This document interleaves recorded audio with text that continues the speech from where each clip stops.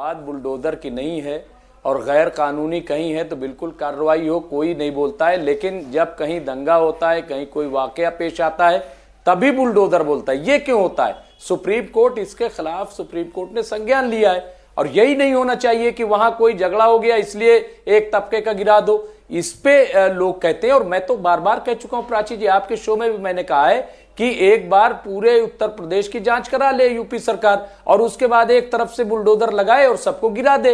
ये क्या कि जब हादसा होगा फिर जांच होगी फिर बुलडोजर चलेगा, ये सब क्या तमाशा है? ये रोज रोज का क्यों उस पर सियासत होती है? अरे भाई जांच कराइए ना, जहां जहां इलीगल है जांच करा करके और एक बार में सारा बुलडोजर चला करके खेल खत्म कर दीजिए। उस पर राजनीति मत कीजिए। गैर कानून जहां पे है, जो चीज गैर कानूनी है वो तो गिरनी ही चाहिए। लेकिन जब आप एक पर्टिकुलर वाकये में एक तबके को निशाना बनाते हो, दूसरे की तरफ बुलडोजर नहीं जाता, तब उंगली उठती है। अभी आपने कहा कि कहां अन्याय हुआ, तो इलाहाबाद में प्रोफेसर अली अहमद फातमी साहब मेरे उस्ताद हैं, उनको 10 लाख का मुआवजा भी सुप्रीम कोर्ट की तरफ से फैसले में दिया गया। उनका घर गिराया गया, उनके बेटी का घर गिराया गया। और मैं जानता हूं वो प्रोफेसर इंतहाई शरीफ इंसान, लेकिन उनका घर गिरा दिया गया, उनकी बेटी का, और वो रोड पे आ गए। उनकी पूरी लाइब्रेरी तबाह हो गई। जो 50 साल का उनका सरमाया था इलाहाबाद यूनिवर्सिटी में, वो उर्दू में एचओडी थे, लेकिन आपके पास उदाहरण है और इसी आधार पर सवाल पूछा जाएगा। अभी रोहन जी से बस एक जवाब में ले लूं, फैज खान साहब से।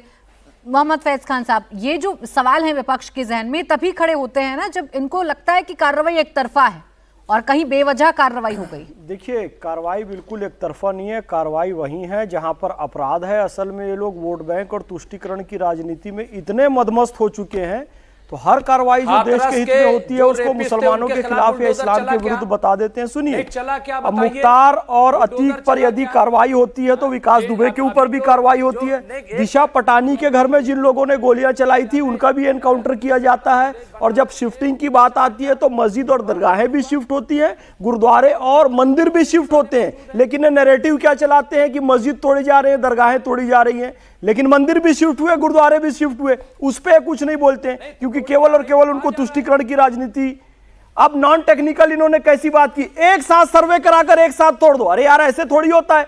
जैसे जैसे इलीगल चीजें सामने आती है, अवैध चीजें सामने आती है, उस पर कार्रवाई होती है एक एक करके। पूरे उत्तर प्रदेश में कैसे एक साथ तोड़ दे? फिर आप झूम पड़ोगे, इंटरनेशनल लेवल पर चले जाओगे कि भारत में मुसलमानों पर अत्याचार हो रहा है, यह मुद्दा ले आओगे। मैं देखिए, यह दिग्विजय सिंह से कहीं अच्छा ओवैसी को मानता हूं, क्योंकि कम से कम ओवैसी इंटरनेशनल पर बात आती है ना तो अपने देश के हित पे बोलते हैं। और दिग्विजय सिंह, आरफा खानम शेरवानी, नेहा सिंह राठौर और यहां बैठकर मुमताज आलम रिजवी पाकिस्तान और बांग्लादेश को यह मौका देते हैं कि देखो भारत में बैठकर लोग भारत पर होने वाले मुसलमानों पर जो जुल्म हो रहा है वो कितना बड़ा जुल्म हो रहा है कि बांग्लादेश में उसकी प्रतिक्रिया हो रही है। तो हमारे ही लोग हमारे दुश्मनों को सबूत देते हैं यूएनओ में जाने के लिए, जो कि झूठे हैं। मुसलमानों पर कोई जुल्म नहीं हो रहा है भारत में। शर्म आनी चाहिए आप लोगों को। कम से कम ओवैसी साहब से कुछ सीख लो यार। मेरा बहुत उनसे वैचारिक विरोध है, कम से कम अंतरराष्ट्रीय मैटर्स पे वो आदमी बहुत सही है। दिग्विजय सिंह को उनसे कुछ शिक्षा लेनी चाहिए।